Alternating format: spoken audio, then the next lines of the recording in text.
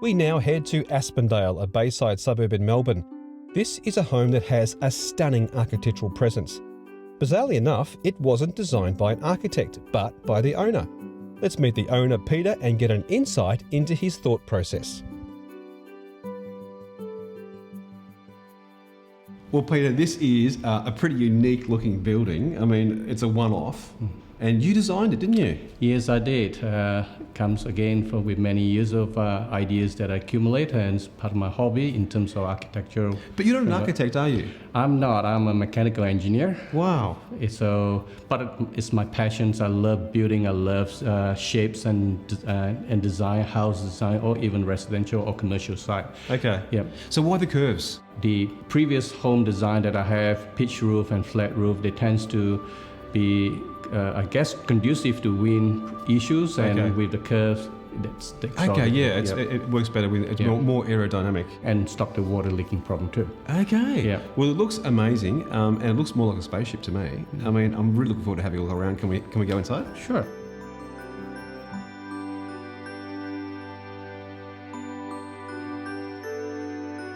I love curve. I always enjoy curves. It's better than sharp corners and whatnot. But it takes a bit of a challenge to come up with curves. So especially the ceiling, and it flows right through the kitchen itself. As you can see, the kitchens have the Korean top and curves. Korean's great because you can mold it into any shape you want. Exactly right. Because it's basically plastic. That's it's a plastic resin, and they're quite hard wearing, but you can mold into whatever intricate shapes you choose. Now, the rooms are placed really well. You did the interior design layout of the floor plan, didn't you? Yes, everything from right to the decimal point of the house dimensions. Oh my goodness. You've done an amazing job, Peter, considering you're not an architect. This is just your hobby. Yes, I think it's easier to design to suit your family needs. Well, it's easy for you because you're an engineer, but I mean, most mums and dads wouldn't have a clue where to start. They know what they want, but looking at the overall picture sometimes takes a little bit of experience. With a design like this, it's an unusual design. How do you find a builder who can build this?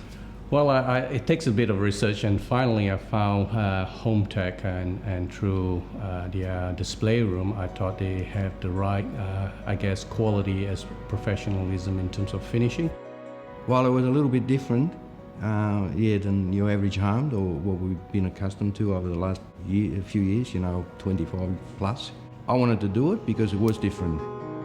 The engineering side of it was different. It's more like a commercial building than a residential building. So everything had to be precise, prefabricated.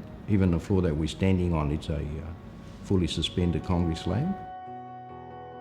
The roof ceiling from floor is 3.5 meters. The footprint is not really big, but when you look at it, it actually, the magnitude of the size. And I think also building not in a traditional roof style, this is great because you can go all the way up. When you have not a pitch type of roof, you have a curved roof, you can actually maximize right to your boundaries. Yeah, that's exactly right. The bulk of it is a looker bond. Probably about, I would say, 40 to 50% of the external is made up of window glass, and these are special triple glazed windows. This is the gizmo house, isn't it? It's got so many little gizmos and technology in this.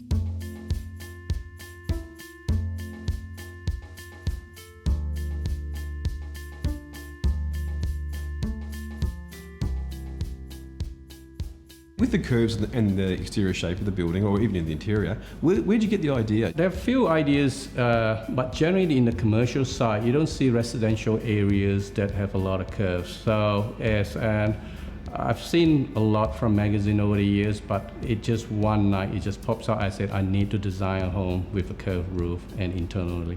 So did you sit down straight away? Yes, sometime in the middle of the night I just wake up. You did not. 2 a.m. in the morning, I just write a couple of words in my notepad, then I'll refer to it in a couple of weeks' time. I said, okay, this is what I think I want to do.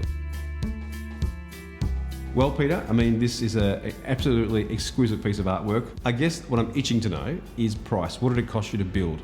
It costs about $1.5 million. And yes, a lot of work. Again, I manage them, so that helps to bring the cost down. Okay, because you did some things, yourself, you subcontracted it out. Yeah. You've been amazing, and thank you so much for showing us around. It was a really very unique and great experience. Thank you. Good to have you. Thank you.